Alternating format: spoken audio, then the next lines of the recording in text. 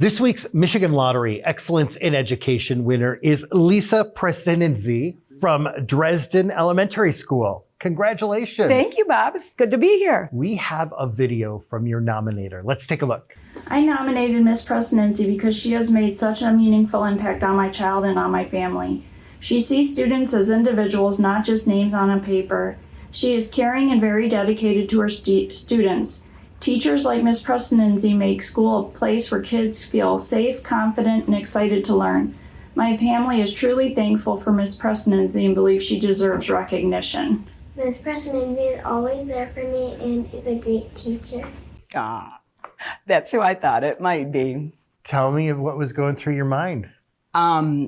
Every time I see, can I say her name? Her name is Reagan Korn, and I taught Reagan in second grade and in fourth grade because I moved grade levels. My good friend and teaching partner, Carrie Jankowski, taught Reagan in first grade, and Reagan came in with a lot of anxiety and had a tough time in first grade to the point where whenever Mrs. Jankowski was going to be absent, Reagan wanted to go home from school. So then we kind of worked something out where I was teaching second grade and she was teaching first grade. And I would have Reagan come into my room whenever Mrs. Jankowski wasn't at school. So she didn't go home because she got to feel comfortable with me. Then I had her in second grade and fourth grade, and she has her anxiety and her shyness is almost like completely gone now. I see it. She's in fifth grade and she is now, she signed up to be in the talent show last year. Wow. And she dances. I went to her recitals 2 years in a row, and she's just come so far. And I'm just so proud of her. Something hit you personally. You're starting to cry. Tell me about that. No, I don't know. I'm just really proud of Reagan and how hard she's worked, and she's just a wonderful child. These kids mean a lot to you. Yeah. Yeah. So I know education as a career runs in your family. Mm-hmm. Tell us about your inspiration to be a teacher. My first inspiration was my father. He was a teacher. He was a counselor. He was a coach, administrator before he retired. And my parents always instilled the importance of education into my brothers and I, and I'm sorry, be brothers and me. And I love that I followed in his footsteps because I was always proud. He was my hero, and I've always been proud of my father, and I always loved school, and I just was kind of a natural progression. And another somebody else who inspired me is here with me today. One of my best friends, Connie, who I started teaching with in 1990. It was my first year teaching. And I don't know what year it was for her. And she probably doesn't want me to tell you, but she was a role model to me. And I was very grateful to follow her and to be able to work with her. And we're still buddies to this day. So that was another one of my inspirational people in my life.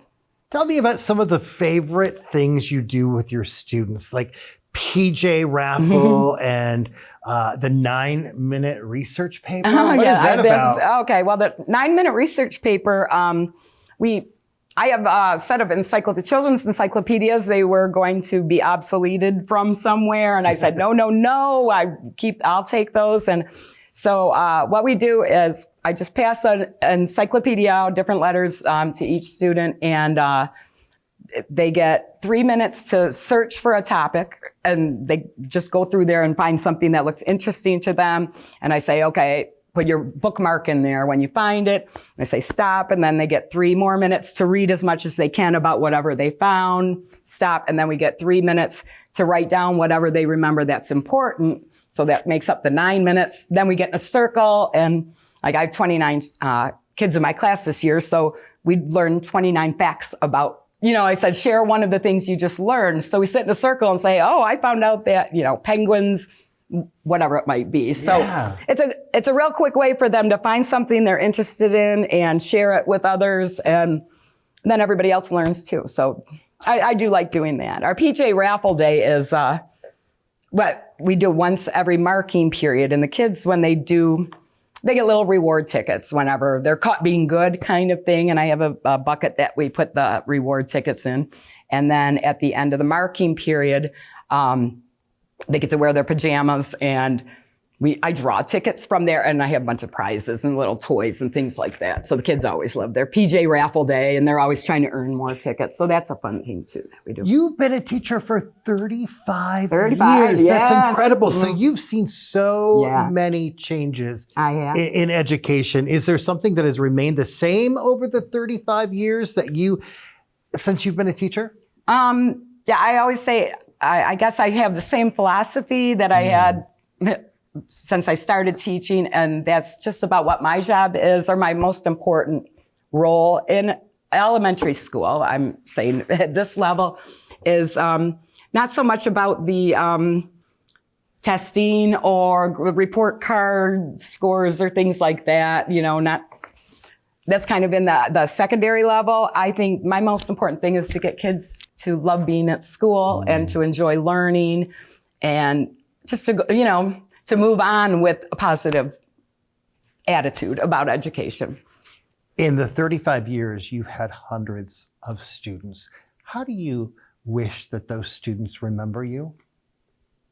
As someone that they were always happy to see, and made them feel that I made them feel important and good about themselves and successful at anything that they were doing. You're doing a good job. Congratulations. Thank you so much. Thanks for having me. Yeah, absolutely. Thank you to Reagan and her mom. Yeah. That was very nice. Lisa from Dresden Elementary receives a $2,000 check from the Michigan Lottery. Excellence in Education Award sponsored by the Michigan Lottery, providing more than $29 billion to public education since 1972.